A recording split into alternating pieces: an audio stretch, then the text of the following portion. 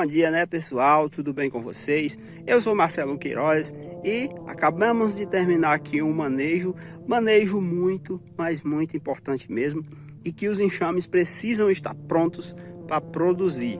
Esse apiário, gente, para vocês terem uma ideia, todos os enxames que estão aqui são enxames de captura, ou seja, tem enxame aqui de todo tamanho. No entanto, todas as rainhas foram trocadas. E como foi que eu fiz essa troca? De forma natural, apenas alfanei os enxames, aproveitei as rainhas com outro propósito, para formar novas famílias e também serão substituídas futuramente. Mas aqui já está com todas as rainhas novas, todas já fazendo postura, rainhas de 3 meses de idade aproximadamente. E os enxames estão crescendo muito rápido. E eu precisava muito vir aqui fazer esse manejo. Um manejo que eu faço ele em 2 etapas. A primeira etapa é a etapa que a gente faz o levantamento para saber a condição do enxame. E aí a gente levanta a questão de se tem alimento ou não. Alimento proteico, alimento energético. Também levanta quantos quadros tem em cada enxame. Porque como são enxames de captura, tem enxame que está com 2 quadros, tem enxame que está com 3 quadros, tem enxame que está só com 1 quadro. E esse levantamento é muito importante, porque é a partir desse levantamento que a gente vai para a segunda etapa. Mas antes de eu falar um pouco mais da segunda etapa, por que que esse manejo ele é muito importante? Cada enxame desse, gente, tem uma demanda diferente, tem um tamanho diferente. A partir do momento que eu faço esse levantamento, eu sei qual a necessidade de cada um desses enxames. Tem enxames aqui, gente, que além de estar com a cera velha, só tem 2, 3 quadros. E como eu já dei condições suficientes para eles se desenvolver, se eu deixar eles dessa forma, eles vão chegar ao ponto de produção com um tamanho diferente. E isso não é legal, porque sempre que eu vier aqui, dificilmente eu vou lembrar do que cada enxame desse precisa. E aí é que fazer esse manejo começa a ficar interessante. Outra coisa muito importante da gente estar fazendo esse tipo de manejo. Se eu deixar eles seguirem, eles vão pedir melgueiras em tempos diferentes, concorda? Os enxames que pedirem e que forem colocados melgueiras primeiro, a tendência é que eles não tenham mais espaço no ninho, embaixo, provavelmente muito mel estocado. E isso favorece muito a enxameação. Falta de espaço dentro da colmeia, falta de local para a rainha fazer postura.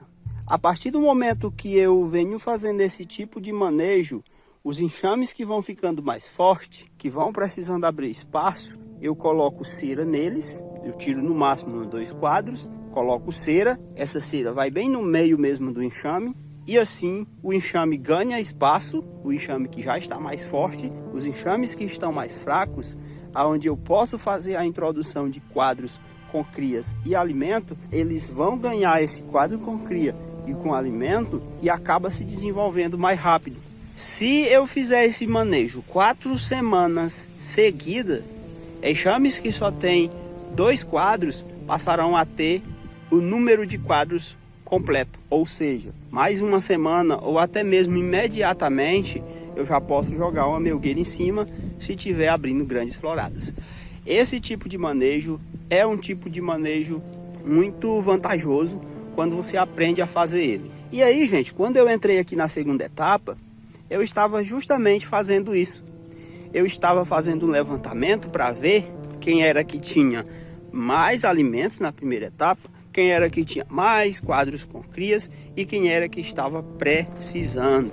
Por exemplo, esse enxame aqui é um dos mais fracos. Esse enxame ele recebeu 1 quadro de cria e 1 quadro de alimento. Próximo manejo que eu fizer aqui de novo, daqui a 1 semana, 15 dias, vai depender muito do ritmo da chuva e das floradas que abrirem, ele vai continuar recebendo.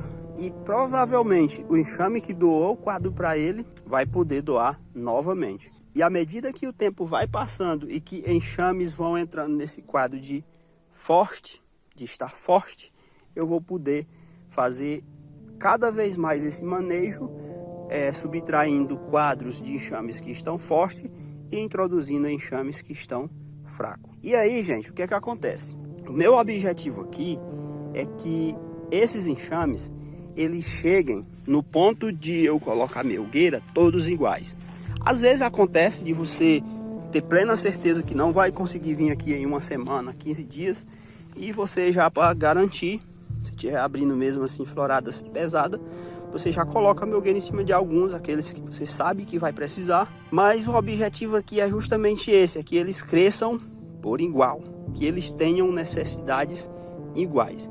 E essa terceira etapa é a etapa que não só a gente faz esse remanejamento de quadros com crias e alimento, mas também a gente fica com o histórico do enxame, histórico do apiário, para da próxima vez que voltar aqui, você trazer cera, você trazer quadros, porque às vezes tem enxames que tem quadros faltando, porque às vezes tem alguma demanda aqui que se você não anotar, você não vai lembrar, não adianta. E aí fica o enxame precisando de alguma coisa que você não deu e que muitas vezes pode resultar em algo mais sério, ou você acabar perdendo tempo porque tem que vir aqui para fazer apenas uma coisinha, sendo que você já poderia aproveitar e fazer tudo que for necessário. Outra coisa, gente, que esse manejo favorece bastante é os próximos passos, depois que você coloca a melgueira. Eu poderia fazer isso depois que coloca melgueira em cima? Até poderia, principalmente se você começar logo a jogar melgueira em cima daqueles mais fortes. Eu não faço isso, eu espero ficar todos com a mesma demanda, necessidade, e quando eles estão todos com o mesmo número de quadros de crias e alimento, eu jogo as melgueiras em cima, e é justamente nesse ponto que começa também a fazer a diferença quando você faz isso, quando você tem esse cuidado. Porque você vai ter melgueiras sendo enchidas todas no mesmo tempo, concorda? Só que o que acontece? Sempre tem um enxame que enche mais rápido do que outros. Sempre vai existir, não importa o que você faça, sempre vai ter enxames que trabalham mais, que conseguem estocar mais, e outros que conseguem fazer isso menos ou com uma velocidade menor. Como são enxames que estão com tamanhos iguais, por mais que isso aconteça, a diferença não é tão grande. Então, se eu fizer uma revisão aqui e observar que falta muito pouco para todas as melgueiras estarem cheias, o que é que eu faço? Eu vou e divido o trabalho entre os enxames. Eu faço esse mesmo processo, mas só que agora é com as melgueiras. Eu vou manejar melgueiras. Outra coisa, esses enxames aqui, esse ano, como eles são enxames de captura, tem muita cera velha. Pelo menos 50% é cera velha. Esse ano talvez eu não troque, só aqueles quadros que estão muito feios mesmo, defeituosos. Talvez eu faça isso. Mas nos anos seguintes, que eu for fazer esse processo novamente, eu já aproveito e vou trocando essa cera. E aí eu posso fazer isso de várias formas, como por exemplo utilizar o demarré. Quando você já tem enxames estabilizados, enxames que você já vem manejando ele há um bom tempo, fora de uma condição que nem essa aqui, que foram enxames de captura, esse processo ele se torna não só mais fácil, mas como ele é mais rápido. Então sempre que eu posso, eu faço esse manejo antes de eu colocar as melgueiras. Eu tento ao máximo deixar os enxames todos com a mesma força, porque à medida que o tempo vai passando, que as floradas vão abrindo, as demandas deles vão ser muito parecidas. Como por exemplo, terminei aqui o manejo, fiz tudo o que tinha de fazer, fiz o manejo de quadros e agora eu sei, por exemplo, que cada enxame desse ainda está precisando de 2 lâminas de cera. Então eu vou ter que vir aqui fornecer cera para esses enxames, não necessariamente rápido, porque ainda tem cera para eles puxarem. Quando eu vier fazer a próxima revisão, eu já sei que eu preciso trazer essa cera. E o mais bacana de tudo é que eu fico com uma série de levantamento de dados desses enxames, porque como eu sei quem doou, como eu sei quem recebeu, quando eu juntar com os dados de quem produziu e de quem não produziu, de quem produziu mais e quem produziu menos, Provavelmente esses enxames que estavam doando quadros foram os melhores enxames também na produção de mel. E aí no ano seguinte eu tenho a opção de manter os enxames que produziram mais e trocar a genética daqueles que produziram menos. E eu só sei isso se eu fizer um levantamento, se eu anotar esses dados. Então esse é um manejo que eu gosto de fazer para equilibrar os enxames. Se você tem enxames em um apiário de tamanhos diferentes e já está entrando florado, ou até mesmo no manejo pré-safra, você tem essa opção de estar deixando os enxames todos com a mesma força e com uma rapidez muito maior do que se você fizer isso individualmente. Porque você concorda comigo que 2 enxames conseguem puxar mais rapidamente 8 lâminas de cera, 10 lâminas de cera do que um? É óbvio, né? Então é um manejo válido, é um manejo que a gente também aplica ele em cima das melguinhas. Então, meu amigo, era isso aí, manejo concluído.